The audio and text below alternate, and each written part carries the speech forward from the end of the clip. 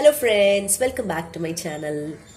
இன்னைக்கு நம்ம சேனல்ல ரொம்ப சிம்பிளா ஒரு லேசி டே அன்னைக்கு ஒரு one pot one shot quick sambar சாதம் எப்படி பண்றதுன்னு பார்க்கலாம். நான் எப்பவுமே ஓப்போஸ் அவ்வளவா நான் ஃபாலோ பண்ண மாட்டேன். எனக்கு slow cooking one by one ஒரு இன்க்ரீடியண்ட்டுக்கும் ஒரு டைம் ஆஃப் ஒரு அமௌண்ட் ஆஃப் டைம் கொடுத்துட்டு அதை குக் பண்ணிட்டு தான் நான் ஒரு இன்க்ரீடியண்ட்டும் ஆட் பண்ணுவேன். பட் இந்த மாதிரி லேசி டே அன்னைக்கு எப்படி ஒரு குவிக்காக ஒரு மீல் ஒரு கம்ப்ளீட் மீல் எப்படி ரெடி பண்ணலாம், அதில் என்டையர் நியூட்ரிஷன் வேல்யூ இருக்கிற மாதிரி எப்படி நம்ம கொண்டு வரலாம், டைமும் நம்மளுக்கு சேவ் ஆகணும், நம்ம ஹெல்த்தியாகவும் சாப்பிட்டா மாதிரி இருக்கணும் அப்படின்றதுக்காக இன்றைக்கி நான் இதை பண்ணி காட்டுறேன். இதுக்கு தேவையான பொருட்கள் இவ்வளவு தான். இது தவிர எண்ணெய் உப்பு அது சொல்ல வேண்டாம், எடுத்து வச்சுக்கல. இன்னைக்கு நான் என்னென்ன எடுத்து வச்சுருக்கேன் இந்த one pot one shot sambar சாதத்துக்கு அப்படின்னு பார்த்தீங்கன்னா, வெங்காயம் நறுக்கி வச்சுருக்கேன், தக்காளி நறுக்கி வச்சுருக்கேன், பூண்டு ஒரு 4 பல்லு எடுத்து வச்சுருக்கேன், நாட்டு காய்கறிகள் எடுத்துருக்கேன், அவரைக்காய். உங்ககிட்ட என்ன அவைலபிலிட்டி இருக்கோ அன்றைக்கி ஜஸ்ட்டு உங்கள் ஃப்ரிட்ஜிலேருந்து என்னென்ன அவைலபிலிட்டி இருக்கோ 1 or 2 எடுத்து நீங்கள் ஆட் பண்ணிக்கலாம். நான் இன்றைக்கி அவரைக்காய் எடுத்திருக்கேன், பரங்கிக்காய் எடுத்திருக்கேன், பீன்ஸ், கேரட். இந்த சாம்பார் சாதத்துக்கு தேவையான புளி தண்ணி கரைச்சி எடுத்து வச்சுருக்கேன். இந்த கப்பில் பார்த்தீங்கன்னா 1 ஸ்பூன் சாம்பார் பொடி, அதுலேயே நான் பெருங்காயம் மஞ்சள் தூள் சேர்த்துருக்கேன். உங்களோட நீங்கள் பண்ண போகிற குவான்டிட்டிக்கு ஏற்ற மாதிரி நீங்கள் அதை கூட்டி குறைச்சிக்கலாம் குவான்டிட்டியை. அப்புறம் இன்னைக்கு நான் இப்போ ரீசெண்டாக என்னோட சேனல் பார்த்தீங்கன்னா I'm experiencing this no rice diet. So அதனால் நீங்கள் ரைஸ் எடுத்துக்கலாம். யூஸ்வலாக நீங்கள் உங்கள் வீட்டில் எவ்வளோ சர்வ் பண்ண போகிறீங்களோ அதுக்கேற்ற மாதிரி நீங்கள் ரைஸ் எடுத்துக்கலாம். நான் இன்னைக்கு மில்லட்ஸ் எடுத்துருக்கேன்.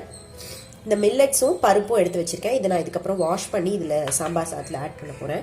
இன்னைக்கு இந்த மெஷர்மெண்ட் எடுத்திருக்கேன், 1/3 நான் எடுத்திருக்கேன். எனக்கு இது போதும், 1 or 2 சர்விங் தான் நான் பண்ண போகிறேன்.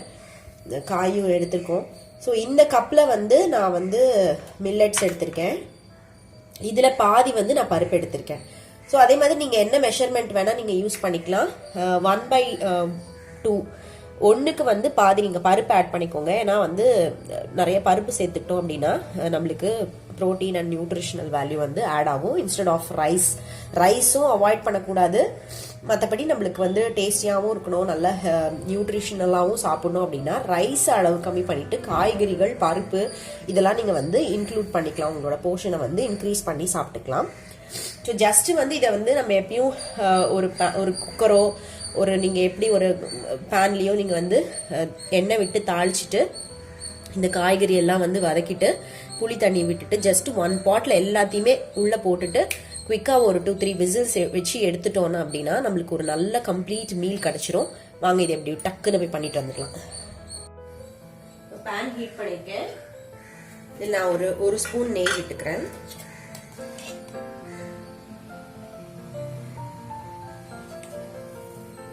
இப்போ இந்த நெய் காஞ்சிருக்கு, கொஞ்சமா கடுகு. இந்த சாம்பார் சாதத்துல இந்த குழம்புலாம் கண்ணுக்கு தெரியாம உள்ள போகிறதுக்காக வெந்தயம். வெந்தயம் நம்ம டயட்ல நிறைய இன்க்ளூட் பண்ணணும். பூண்டு. நீங்க சாம்பார் பொடி காரம் நல்லா கொடுக்கும் அப்படின்னா நீங்க அதை மட்டும் போட்டா போதும். இல்லைன்னா 1 or 2 பச்சை மிளகாவும் காஞ்ச மிளகாவும் நீங்க உடைச்சி போட்டுக்கலாம். வெங்காயம்,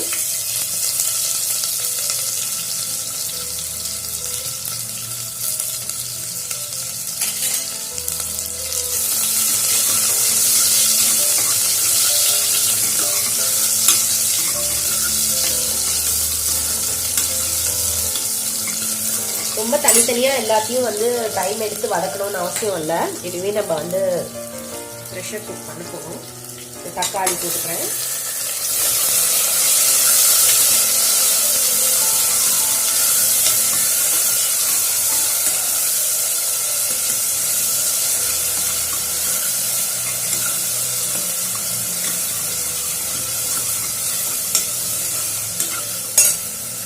மற்ற எல்லா காய்கறியும் நான் இன்க்ளூட் பண்ணிடுறேன்.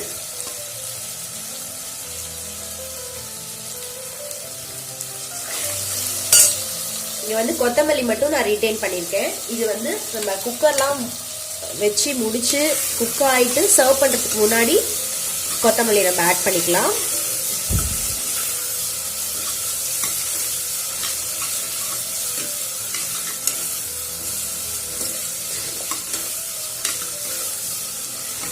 ஜஸ்ட் ஒரு 1 மினிட் வதக்கி விட்டாச்சு. இப்போ வந்து இந்த எண்ணெயிலேயே வந்து இந்த சாம்பார் பொடி, மஞ்சள் பொடி, இந்த பெருங்காயத்தை நான் ஆட் பண்ணுறேன். இப்போ அது ஒரு நல்ல கலர் கிடைக்கும். இது ஜஸ்ட் ஒரு மினிட் இப்படி பெரட்டி விட்டுட்டு நம்ம எடுத்து வச்சிருக்கிற புளி கரைசல்,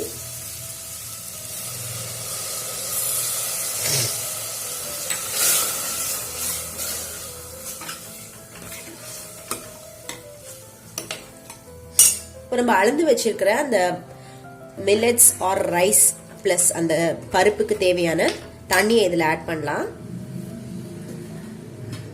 கொஞ்சம் தளன்னு இருந்தா நல்லா இருக்கும். ரொம்ப நம்ம கெஸ்டியா இருக்கணும்னு இல்லை, ஓரளவுக்கு வந்து கன்சிஸ்டன்சி வந்து ஃப்ளோயிங் கன்சிஸ்டன்சி இருக்கும்.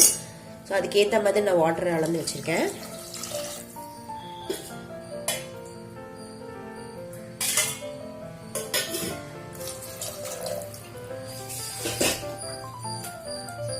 காய் வதக்கும் போது வந்து ஃப்ளேமை வந்து மீடியம் லோவில் வச்சுருந்தேன்.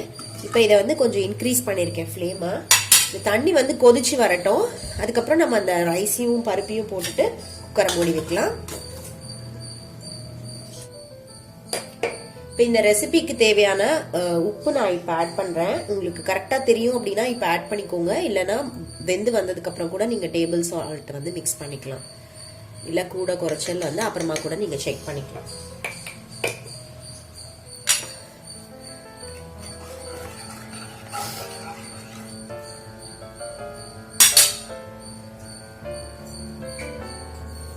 இப்போ வந்து பார்த்தீங்கன்னா இந்த தண்ணி நல்லா கொதிச்சிருக்கு. நம்ம வாஷ் பண்ணி வச்சிருக்கிற இந்த மில்லட்ஸ், இந்த பருப்பை வந்து இதில் நான் ஆட் பண்ணுறேன்.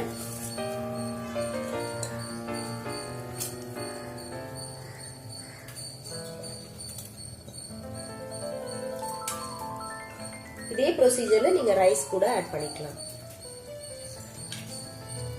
லைட்டா ஒரு மிக்ஸ் கொடுத்துட்டு இதை வந்து மூடி வச்சிடலாம்.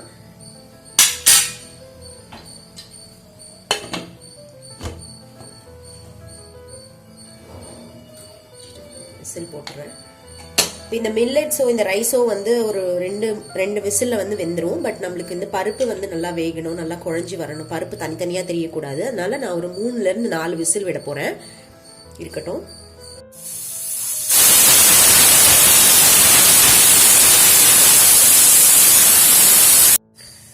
ஒரு 4-5 விசில் விட்டு நான் வந்து இப்போ ப்ரெஷர் அடங்கியிருக்கு. இப்போ ஓப்பன் பண்ணி பார்க்கலாம் இது எப்படி வந்திருக்குன்னு சொல்லிட்டு. இந்த மாதிரி ப்ரெஷர் கம்ப்ளீட்டா ரிலீஸ் ஆகிற வரைக்கும் டைம் கொடுங்க. வாவ்,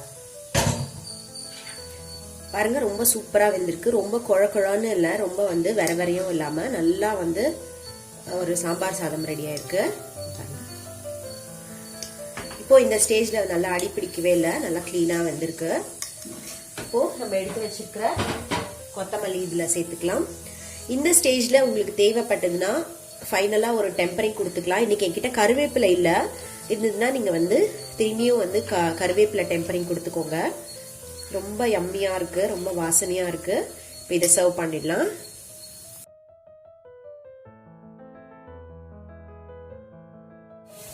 ரொம்ப ஹெல்த்தியான யம்மியான சுட சுட 1 பாட் சாம்பார் சாதம் வந்து ரெடி ஆயிடுச்சு.